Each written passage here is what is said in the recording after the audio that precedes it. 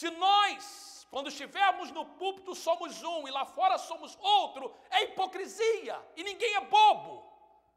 Ninguém é bobo. O mundo lá fora está olhando para a gente. Se eu pregar uma palavra que eu não vivo, se um líder de louvor mandar você fazer alguma coisa que esse próprio líder não vive, se você falar com as pessoas sobre amor e você não ama, nós estamos sendo hipócritas. O que Deus está fazendo na nossa vida, o que Ele quer fazer, tem que levar-nos lá fora. Avivamento e missões, avivamento e evangelismo andam sempre lado a lado. Não tem como ser avivado para ficar gordo espiritualmente, é ser avivado para mostrar o amor de Deus lá fora. Eu creio que Deus nos chamou para sermos uma igreja assim. E o que Deus está fazendo aqui, muito é dado, muito é exigido, exige de nós mudanças de paradigmas, mudança da maneira de pensar, para podermos alcançar essa comunidade lá fora e ganhá-las para Jesus. Enoque vivia em dias difíceis, dias marcados por um período em que o povo não buscava mais a Deus, mas ele buscava a Deus. E a sua vida foi marcada por um relacionamento com Deus, até o nascimento do seu filho foi profético. E eu mostrei, se você não estava aqui, quiser pegar o vídeo, você pega, como Matusalém, até mesmo a idade dele, 969 anos, o homem que mais vive, nós não sabemos nem se ele viveu esse tempo todo, novamente, os números são simbólicos. É para representar a longanimidade de Deus, a paciência de Deus pelo mundo aí fora, e quando ele morre, o dilúvio vem. Em Hebreus 11, fala da sua fé como exemplo para nós, que ele, antes de ser arrebatado, recebeu o testemunho de ter agradado a Deus. Eu não tenho texto, mas Hebreus 11, abra sua Bíblia, por favor. Eu quero que você leia comigo esse versículo. Essa é a segunda vez que o seu nome aparece no texto bíblico. Hebreus, capítulo 11, começando do verso de número 5. Pela fé, Enoque foi arrebatado de modo que não experimentou a morte. Enoque é um símbolo da igreja, é um símbolo do crente. Não experimentou a morte. Jesus disse: todo aquele que vive e crê em mim nunca morrerá, e quem vive e crê em mim nunca morrerá, viverá para sempre. Então, ele é um símbolo. Quem tem Jesus e vive com ele nunca vai ver a morte. E diz assim: ele não pôde ser encontrado porque Deus o havia levado. Um símbolo da igreja sendo levada por Deus do arrebatamento.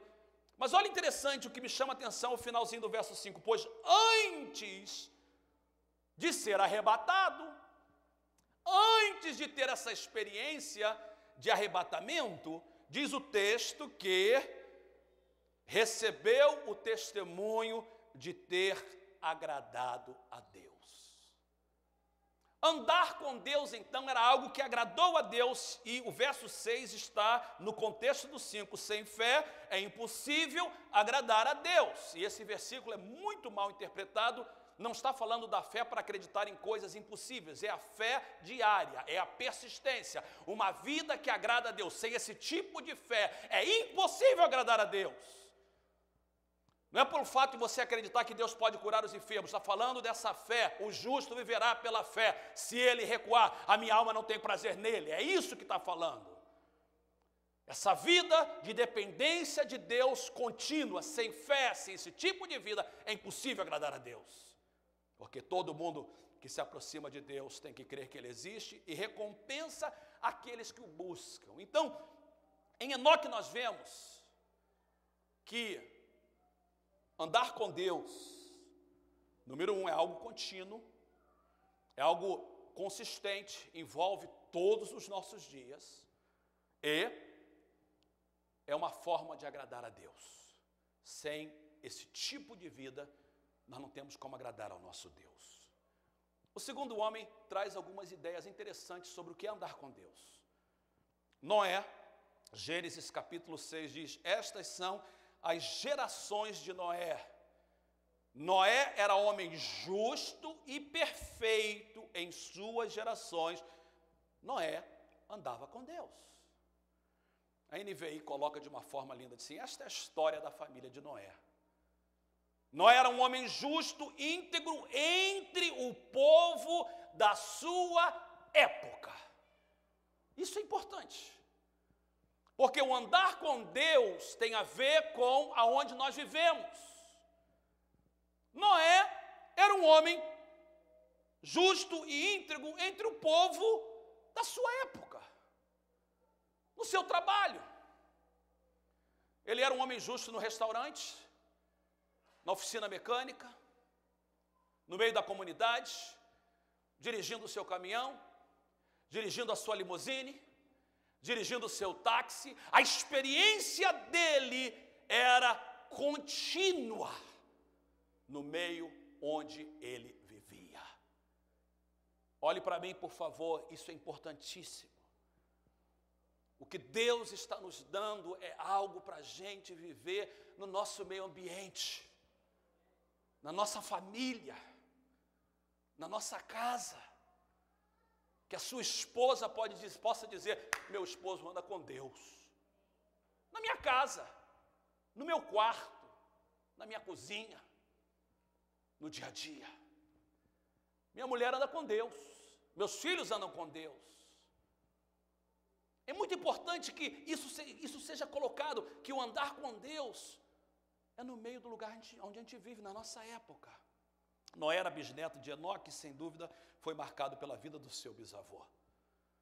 O bisavô tem uma marca muito grande nos seus netinhos. Por isso que eu gasto muito tempo com a minha netinha. Eu quero marcar a vida dela, e porque ela é linda também.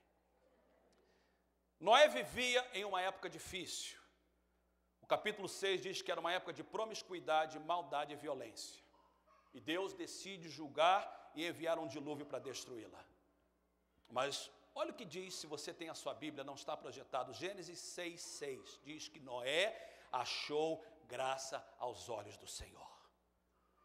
Noé achou graça aos olhos do Senhor. O que Deus viu em Noé?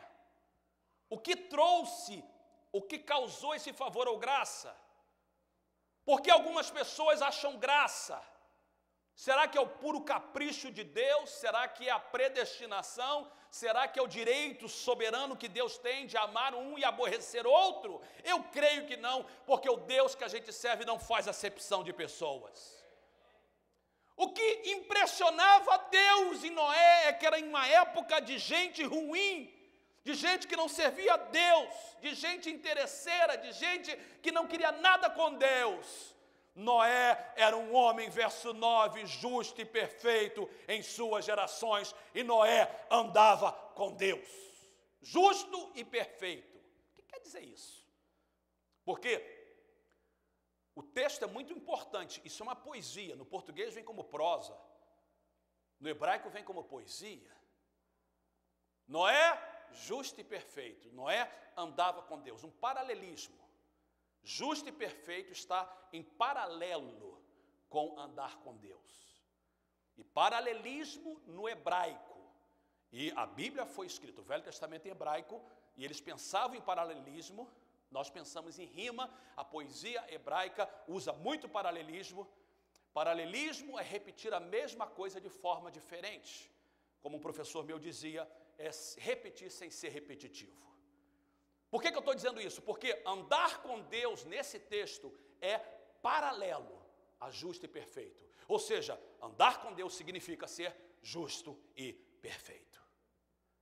O que significa ser justo? O primeiro significado de justiça tem a ver com caráter. Ou seja, Noé era um homem de caráter.